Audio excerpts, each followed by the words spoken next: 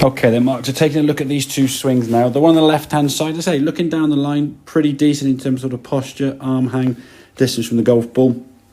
The issue we said you had, obviously, the club face coming back, predominantly aiming off to the right there, causing that left to right slice. And as a result of that, you kind of figured out a way. We discussed, obviously, in previous lessons about releasing the club.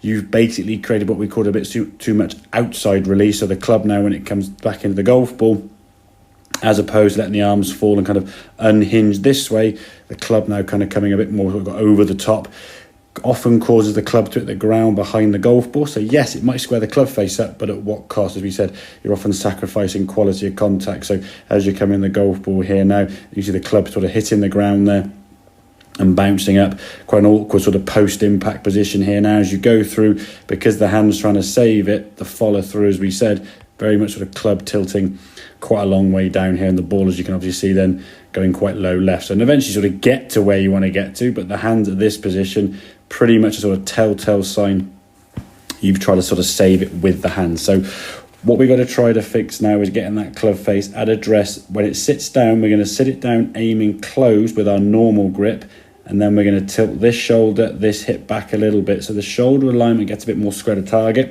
and then the hands go a little bit more forward towards that left side.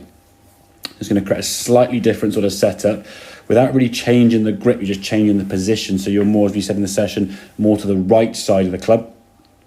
And then when the club goes back now, because you're not going to fear the golf ball going to right in the slice, as we come back in the golf ball here now, club can work back down nicely on the inside.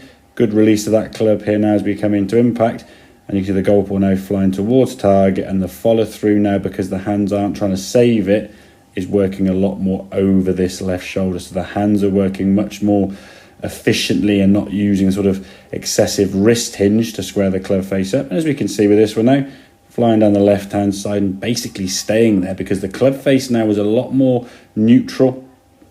We can see here now, right lead arm, club face now nicely in line. So although that grip may have felt a bit stronger to you, that was actually creating a very sort of square club face. And as a result, we can see the ball flying sort of just left to centre and staying just left to centre. So once you get confident now that we're going to get a lot less of this shape of shot, a lot more of that shape of shot, and the ball curving off to the right, the need to kind of, we call outside rotate the forearms and get a bit kind of flicky and over the top from it, is going to start going, because what you're going to probably see more often now is more shots just going down this left-hand side. You know, yes, that might still happen on the 4th on the button, and the 16th on the Mac, or the 10th on the Mac, but I think once you get confident that all your shots now, the club face is going to come back a lot more square to the path of the golf club, we can now start swinging this way, which, as I said, in turn will encourage the hands being slightly more ahead of impact, change your path into the golf ball for a much more shallow angle of attack, and help your arms work a lot more efficiently post-impact,